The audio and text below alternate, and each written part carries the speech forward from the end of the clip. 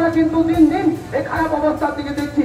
তাই আপনারা সবাই এই সরকারের বিরুদ্ধে গর্জে উঠুন এবং বাবা সাহেব আম্বেদকরের প্রতি যে অপমান হয়েছে তার প্রতিবাদ করার জন্য আমরা যে মিছিল, এই পঞ্চায়েতের অসিতাকে ধন্যবাদ জানিয়ে আমি আমার ছোট বক্তব্য এখানে শেষ করলাম। করে সেটা কিন্তু সেদিন লোকসভায় প্রমাণিত হয়ে গেছে যে বাবা আম্বেদকরকে যেভাবে উনি অপমানসূলক কথা বলেছে, শুধু টিএমসি নয়, আমাদের গোটা ভারতবর্ষের সমস্ত বিরোধীরাও কিন্তু একসাথে লড়াই করছে।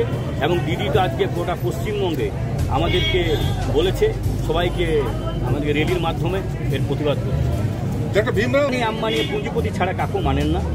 উনি দলিতদের বলুন, মুসলিমদের বলুন, সংখ্যালঘুদের বলুন, কাকু কিচ্ছু মানে না। ওনার একটাই লক্ষ্য কীভাবে আদানি আম্বানি এবং বিজনেসম্যানদেরকে সন্তুষ্ট করা যায় এবং ওদের টাকা নিয়ে কীভাবে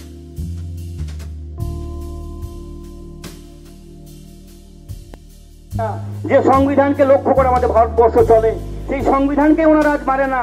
রেগুলার সংবিধানকে দাদাগিরি করে সংবিধান পরিবর্তনের চেষ্টা করে। আজ লোকসভায় মেজরিটি নিয়ে যেটা আমাদের রাজ্য সরকার আলাদাভাবে নির্বাচিত হতো, কেন্দ্রীয় সরকার আলাদাভাবে নির্বাচিত হতো, কিন্তু ওনারা চাইছেন একসঙ্গে গোটা ভারতবর্ষ নির্বাচন করে একটা প্রহসনের সৃষ্টি করতে। তাই এদের বিরুদ্ধে আন্দোলন কিন্তু চলবে এবং আপনারা সজাগ থাকুন, এলাকায় এলাকায় প্রচার করুন যে কিভাবে ওনারা পুঁজি শুধু কর্পোরেট সংস্থাকে বড় লোক করছেন।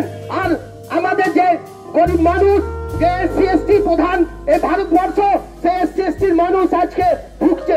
তাদের শিক্ষাকে আপনারা কেড়ে নিয়েছেন, তাদের সম্পদকে কেড়ে নিচ্ছেন, তাদের জল জঙ্গল জমিন সবকিছু আপনারা কেড়ে নিচ্ছেন।